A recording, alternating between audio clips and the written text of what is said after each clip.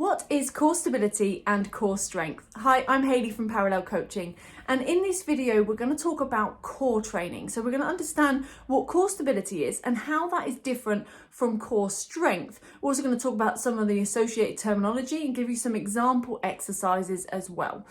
Now, this is really important if you're working towards your level 3 Anatomy and Physiology exam, because there is a section in there called posture and core, where you need to understand about the core and the anatomy of the core, but also how that works. And then as a trainee Fit Pro, you want to use that knowledge to be able to help your clients train in the best way possible for their goals. So that's what you're going to be able to do as a result of today's session. So alongside this, there is 3 mock questions that you can use to test your knowledge. All you need to do is, if you're on our blog, scroll down and you will see the questions there, or you can click the link that is with this video and then use that to go straight to the blog. So let's get stuck into what the difference is between these 2 different types of core training. First of all, core stability is whereby you keep the spine still, but everything else moves. Now, this uses what we call global stabilizing muscles. So these global stabilizing muscles are responsible for holding our spine still or keeping it stable. That's why it's called core stability, whilst other things move around our body. So an example of this would be, for example, doing a plank exercise, or doing a quadruped bird dog exercise, or doing a dead bug exercise. You're keeping your spine straight, your core engaged, and as you're doing that, other things are moving, so like your arms or your legs are moving, but you're able to keep the spine in the same position. It doesn't move. And that's a really key differentiator about core stability and core strength. So what we're using here is what we call global stabilizing muscles. Now, these are the big muscles that globally stabilize, and they make up our inner core unit. Now, these are really deep inside, and there are 4 muscles that make up the inner core unit. It includes the diaphragm at the top, the TVA at the front and that wraps around, the pelvic floor at the bottom, and the multifidus at the back. And together they create a cylinder that allows for intra-abdominal pressure, which creates what we said, that stability to keep the spine still. So that's what core stability is. Now, an example of core strength is whereby we are now moving the spine. So core stability kept the spine still, and then core strength is whereby the spine moves because we're using muscles, so the more local mobilizing muscles, to actually create joint movement. In this case, the joint movement we're creating is of the spine, in the same way that when we contract our bicep, our elbow moves, that's moving a joint. We're achieving the same here in core strength exercises, which means we can target specific muscles that create the joint action. So the specific muscles we're talking about here are things like the rectus abdominis, which is the 6-pack muscle right down through the front of the stomach. Then you've got things like the obliques around the side that are responsible for twisting and lateral flexion. Then you also have muscles like the erector spinae and the quadratus lumborum in the back. Now, each of these muscles cross the joints in different ways, which means that when they contract, they create different movements. Therefore, that's targeting that muscle to develop. And as we fatigue or overload that muscle, we get those little minor micro tears inside the muscle, which causes it to adapt. You end up with hypertrophy or endurance or strength, depending on the intensity that you're putting into that specific muscle. That adaptation is then relevant to the goal of your client.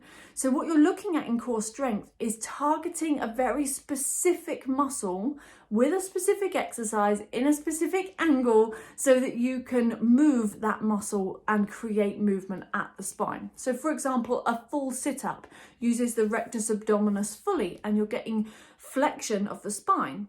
A bicycle kick would use your obliques either side. A back raise is going to use your erector spinae. So you kind of end up with very clear exercises that purposefully move the spine. And that's what core strength is. So you've got that difference of understanding global stabilizer muscles that are your core stability exercises, and then working your local mobilizer muscles, which are going to be your core strength exercises. Now, if you were to choose the difference between these, it's not just a case of choosing random exercises or the ones that you like that you're going to program for your client.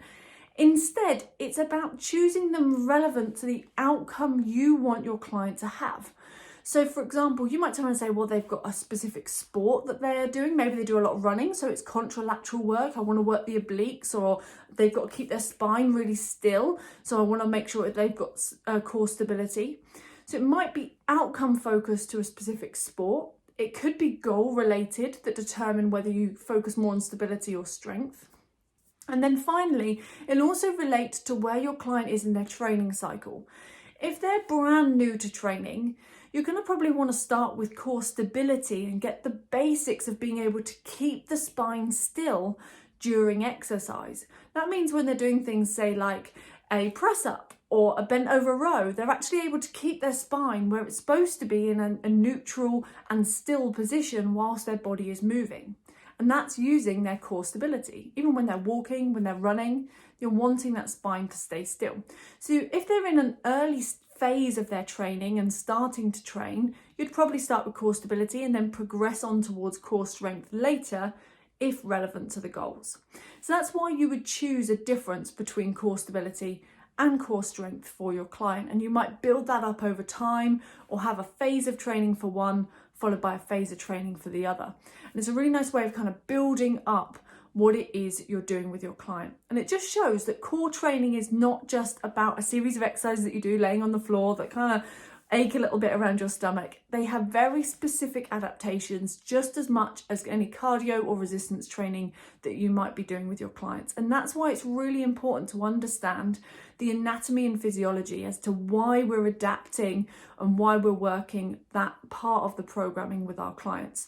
So if you are stuck on your level 3 anatomy and physiology and you're especially stuck with core stability or any other areas, then make sure you check out our Revision Mastery Bootcamp. There is a link that goes alongside this video so you can find out more about how we can break it down and make it really easy to learn.